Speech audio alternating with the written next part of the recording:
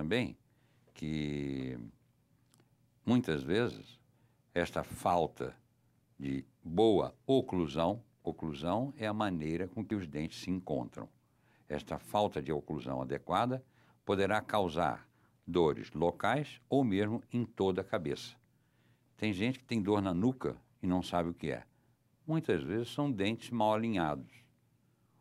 Os médicos otorrinos sabem perfeitamente bem, de uns anos para cá, que as dores de ouvido, que muitas vezes não eram sanadas com os tratamentos feitos pelos dentistas, os médicos otorrinolaringologistas, eram essas dores eram causadas por problemas dentários. E hoje em dia é comum o otorrino dizer: vá ao dentista para acertar seus dentes para parar a dor no ouvido. Dor de cabeça, as famosas enxaquecas. Pessoas têm enxaqueca na cabeça, na lateral do rosto, enfim. Muitas vezes elas vêm do mau alinhamento dos dentes. Isto é uma coisa que pode ser corrigida com bastante facilidade por um dentista, por um clínico geral, que é o que nós devemos ter cada vez mais. Hoje em dia se tem noção que os dentes se movem, principalmente com a idade. E esse apinhamento, como é chamado, como pode ser evitado? O apinhamento é a forma com que os dentes, principalmente inferiores, se agrupam à medida que nós avançamos na idade. Não quer dizer que seja somente assim, mas a maioria das pessoas, depois de 35, 40 anos, passa a ter os dentes da frente apinhados, um sobe sobre o outro. Enfim, o dente toma uma posição diferente, perde o seu alinhamento e fica apinhado. O ortodontista pode perfeitamente, o clínico geral pode visualizar e a pessoa em casa pode acompanhar. E o clínico geral geralmente indica a um ortodontista. Quando há uma desconfiança, a maioria das vezes se faz o seguinte: tira-se um molde da pessoa, faz-se um molde da pessoa, daquela área, 6 meses, um ano depois avalia de novo. Se os dentes se moveram e criaram este apinhamento, logicamente, o ortodontista é consultado e com aparelhos relativamente simples. A maioria das vezes pode corrigir este apinhamento, trazendo uma uniformidade dos dentes e também melhorando o sorriso da pessoa. Por que, com a idade, os dentes vão caindo? Nós, hoje em dia, já modificamos um pouco esse conceito. Felizmente, as pesquisas trouxeram informações de que os dentes caíam porque os nossos pais, nossas mães, nossos dentistas da época não sabiam o porquê, o como evitá-los.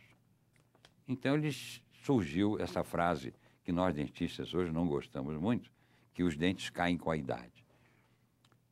É o seguinte: devido ao tipo de alimentação e muitas vezes a falta de organização da mastigação, passavam as pessoas a mastigar erradamente e forçando cada vez mais aquele ou estes e aqueles dentes. Então chegava um momento em que o dente amolecia. Então veio essa frase de que à medida que a pessoa avança na idade, os dentes ficam moles.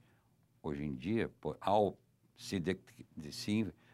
achamos, nós mesmos, que algum dente nosso está em posição inadequada ou está se movendo, a palavra técnica é abalando, o dentista pode corrigir, fazendo o que se chama ajuste da oclusão deste dente.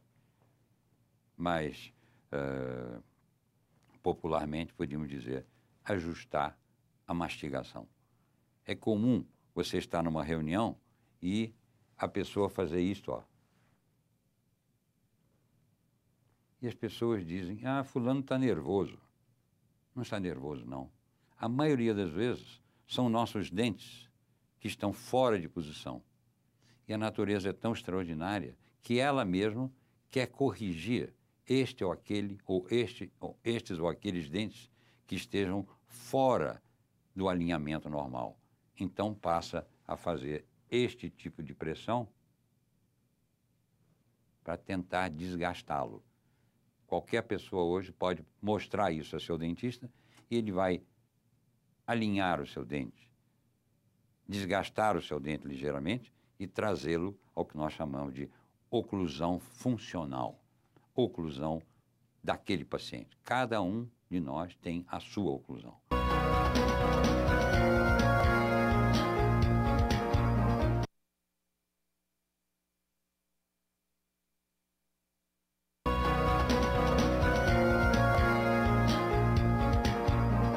O que o senhor pode recomendar, e gostaria que o senhor explicasse, para quem sofre de bruxismo? Bruxismo, né? Tem algumas terminologias em outros lugares que aqui não é o momento para explicarmos. Mas o conhecido bruxismo, ou em alguns lugares fazem questão de chamar de briquismo. É questão semântica, porque nosso português tem essa vantagem, não é? Mas é o seguinte, é como uma engrenagem. Qualquer máquina tem uma engrenagem. Se nós levarmos esta máquina a algum indivíduo especializado, ele com certeza vai ajustar os dentes desta engrenagem para que ela funcione melhor. E os dentes da nossa boca são uma verdadeira engrenagem. Então, o bruxismo vem, a maioria das vezes, por falta de engrenagem dos dentes superiores com os inferiores. Alguém poderia dizer, bom, mas isso pode ser também de fundo nervoso. Mas aí já é outro caso. A maioria das vezes é por falta de engrenagem dos dentes superiores com os inferiores. Fazemos o que se chama ajuste da oclusão. Ou, em alguns casos, é necessário usar uma placa de plástico que a pessoa usa a maioria das vezes à noite para que haja uma conotação diferente da musculatura, que a musculatura está acostumada. Se você desacostuma com uma placa em que a pessoa dorme, com aquela placa colocada sobre os dentes, pode perfeitamente esquecer. A saúde dos dentes retrata o estágio de desenvolvimento de uma sociedade, de uma comunidade? É claro.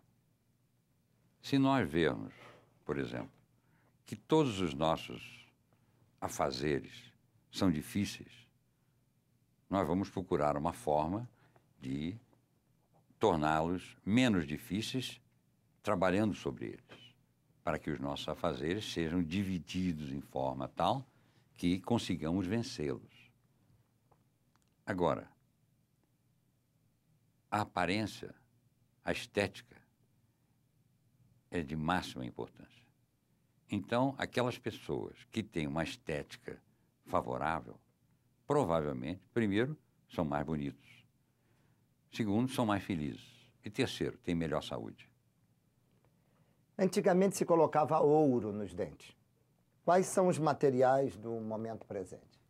O ouro é o material mais nobre e melhor que o dentista tem para restaurar os dentes até os dias de hoje. Devo lhe dizer uma coisa. Devo esclarecer uma coisa. A estética é de máxima importância. Então, felizmente para nós dentistas, houve uma pesquisa, muitas pesquisas que trouxeram uma pequena substituição à aparência antiestética do metal. Qual é a melhor restauração que um dentista pode colocar? Sem dúvida alguma, uma restauração com uma liga de ouro. No entanto, sob o ponto de vista estética, esta liga de ouro deixa a desejar muitíssimo. Uma moça, um rapaz, um senhor, uma senhora, quem for, não gosta mais de parecer que tem dente de ouro. E felizmente, para todas as classes, nós temos hoje recursos que trazem uma estética muito favorável a todos os dentes. Um detalhe é de muita importância. Me permita a comparação. Os para-choques dos automóveis hoje têm plástico. São muito mais bonitos do que os antigos. No entanto, por baixo deste plástico tem lá uma longarina segurando o carro. O dentista tem, para favorecer a estética do paciente e usar menos metais ou ligas metálicas, as resinas e as porcelanas. Eu digo as resinas e as porcelanas porque tem várias marcas, mas o princípio é o mesmo. Com as novas tecnologias, um curso de odontologia pode ser em menos anos, mais reduzido? Eu acho que ele não deve ser aumentado. Me permita trocar um pouquinho a sua pergunta. Ele não deve ser aumentado. Por quê? Precisa haver um complemento econômico melhor para os professores. Por quê? E eu vou explicar o detalhe. A sua pergunta parece ser um pouquinho diferente do que eu disse agora, mas não é não. Porque o professor, hoje em dia, ele tem que ir a várias faculdades para ter o sustento para si e para a sua família. Ao passo que se ele ficasse numa faculdade, ou até duas, com um provento melhor, maior, ele não tinha que correr tanto. Portanto, o curso de odontologia pode perfeitamente ser ministrado em 4 anos, desde que os períodos sejam levados em horário e aproveitamento de horário mais adequados.